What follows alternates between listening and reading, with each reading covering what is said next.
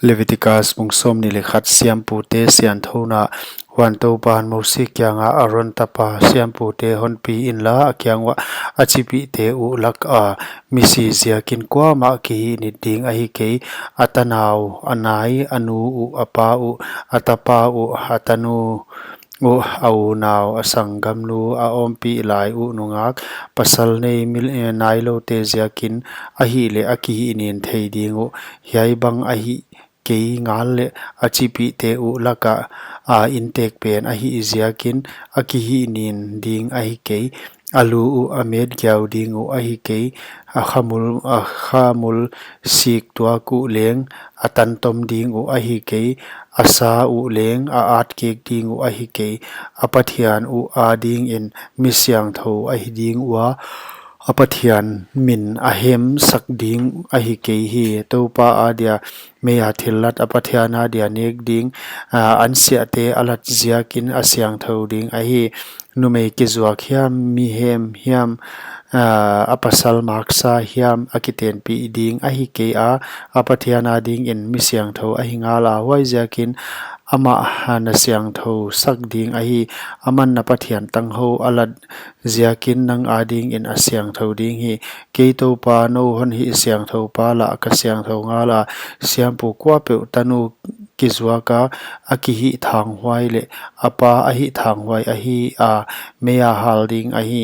au naw te la ka siam pulian alu sathau nil sa puan sil dia se tuam sa in alu hu na ala khiding a hi ke apuan te abot kek ding a hi ke misilwang omna a alu ding a hi ke anu hiam apa hiam ziakin aki hi nin ding a hi sam ke hi mun siang thowa pan apot kheding a hi ke apathian mun siang tho a hi thang wai ding a hi sam ke hi apathian sathau nil na la atunga a omnga la ke to pa ka hi ziding in nungak siang tho akiten pi ding a hi me thai hiam maksa hiam nume min hem hiam kizwa khiam akiten pi ding a hi ke ama chipi nungak siang tho ziding in akiten pi ding a hi achipi te laka aswan te a hi nin ding a hi ke to pan ama ka hi siang tho tangal a chi in a chi hi to pan mo sia ho pia aron kyanga aswan te laka na khang wa demna ding nei pe ma in pathian adia ansia alan ding in hon zon ke hen kwa pe mel hem na nei in a hon nai het lo ding a hi mito khibai na nak pek a hi ke le akan avala ompe ma a hi ke le he kitan khut kitan a hi ke le nungkul mineu lwa mitsia